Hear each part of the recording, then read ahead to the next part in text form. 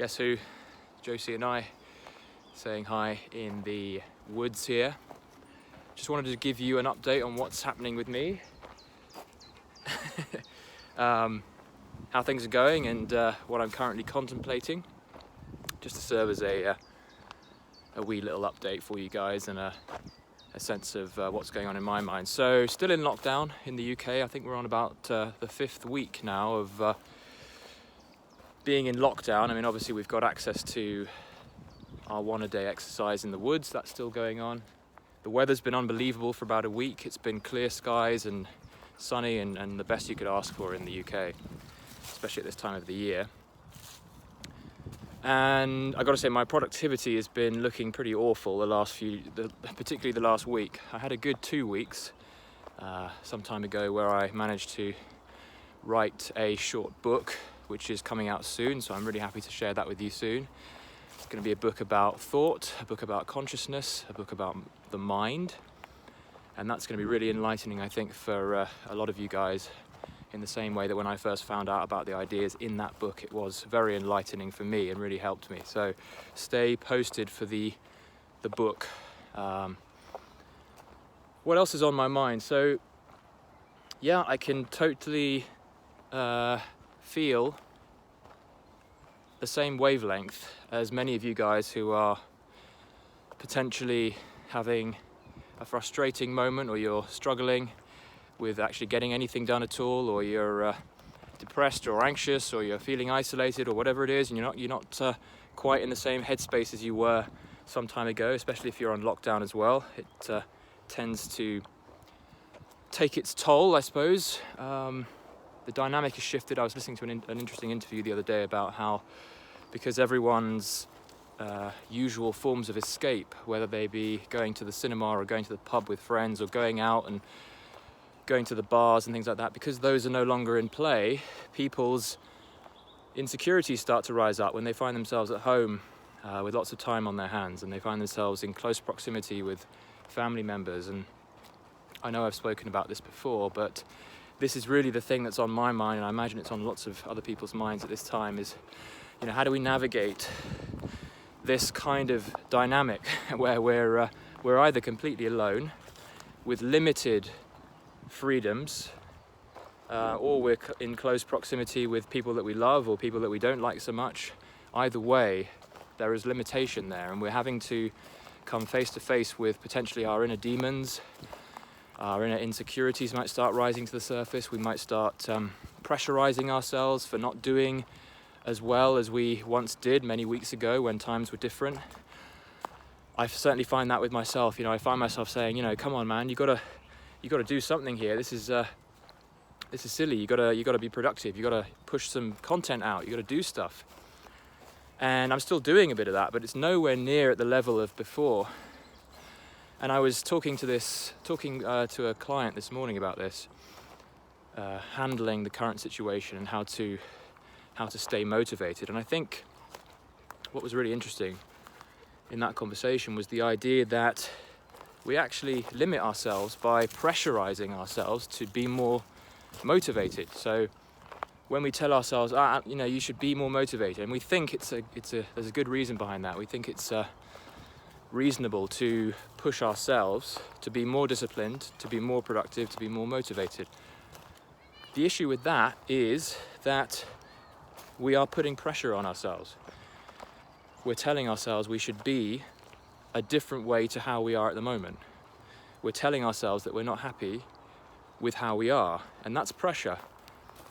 That is not very compassionate in a way, and I can totally see why we all do it. We do it because we are kind of looking for the best for ourselves. We want the best for ourselves, right? We want us to do better. But when we do apply that pressure and we tell ourselves we should do this, we should do that, we should be better, that is going to slow us down, ironically. And so the first step to get out of that sense of frustration for not being motivated or not being productive enough is to allow yourself to be the way you are for the time that we're in at the moment. Given the context, given the situation, we have to be loving to ourselves. First off, we need to accept how things are. We need to be at ease and okay with how we are responding in our own unique individual ways to this situation. So if, like me, you found yourself over the last week in your head a lot, not very productive, sort of berating yourself frequently for not doing enough, and allowing your mind to spin and get anxious and a little bit depressed over it, first off, you need to accept yourself for responding that way. You need to be okay with that. You need to find a way to understand that that's just your reaction to the current situation, and that's fine. You've got to give yourself leeway, because when you can give yourself a break, then you are going to have a clearer mind that starts getting you somewhere. When you're operating out of self-beratement and pressure, you don't really get very far. If you are operating on inspiration and insight and energy and enjoyment in what you're doing, then you're going to automatically be more motivated, be happier, be more energized. It's a big difference there. So whenever, and this is really interesting, whenever you find yourself in a moment where there's a should hanging over you, I should do this, I should do that, and you're pushing yourself, you're never going to get anywhere with that. I've noticed this with myself. Sometimes it helps here and there. Sometimes to push yourself out of a funk and to say, just, snap out of it, that can be helpful. But if you're continually berating yourself and saying, I should do this, and you're acting out of a sense that it's really a lack of enjoyment ultimately. If you're pushing yourself to do something, you're kind of being your own slave driver, and it's not very enjoyable ultimately. And that's the big thing. Find a way to accept your current situation. Out of that comes clarity, comes stillness in your mind, the compassion for yourself, for the situation, the acceptance for the situation, clears out the negative thinking ultimately. And when you can clear away negative thinking, and you're just there, you're just conscious with what's in front of you, and you're free to do it, and you're free to make the decision to enjoy whatever it is that's in front of you, then productivity starts to become effortless again. But only when you give yourself a break and you do things for enjoyment's sake rather than to appease your high pressure self. Am I talking sense? Please do leave a comment below if this is clicking with you, if this is resonating. Ultimately, it's about how we think. And if we're thinking that we're not in a good place, if we're thinking that we should be somewhere else rather than here, that is the definition of suffering. I think it was Eckhart Tolle that said that. Something along those lines anyway. If we want to be somewhere else and we're here, that is going to create suffering. If we're not productive and we're wanting to be productive, that's going to create suffering. And suffering is not very conducive to being creative. It's not very conducive to being resourceful and motivated. So don't feel you need to be anywhere. Just be with what you have in front of you. Let go, give yourself a break.